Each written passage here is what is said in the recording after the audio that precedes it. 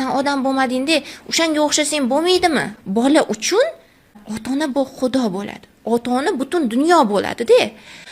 Ota-ona uni solishtirdimi, uni pastga urdimi, bo'ldi. Demak, butun dunyo solishtirgandek, butun dunyo uni tan olmagandek bo'ladi. Bola aytaylik futbolda zo'rda, lekin matematikada yaxshi emas.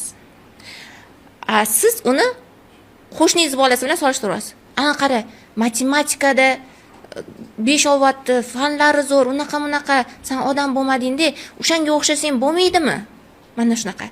Bizda ota-onalar, juda ham ko'p ota-onalar mana shunaqa qilib bolani psixikasini bosib qo'yishadi, menini bosib qo'yishadi. Biz endi bilamiz, katta odamlar Xudo nima, qanaqa, Alloh degan narsalarni-da, lekin bola uchun ota-ona bu xudo bo'ladi. Ota-ona butun dunyo bo'ladi-da. U uchun qo'shni yoki boshqa narsalar unaqa avtoritet emas. U uchun ota-ona avtoritet. Ota-ona uni solishtirdimi, uni pastga urdimi, bo'ldi. Demak, butun dunyo solishtirgandek, butun dunyo uni tan olmagandek bo'ladi. O'sha sababli ham kelajakda o'sha bola katta bo'lganida 30 ga kirsin, 40 ga kirsin, samatsinki bilan muammo bo'ladi. Nimaga? Chunki yoshligida solishtirilgan bo'ladi va katta bo'lganida ham har doim o'zini solishtiradi.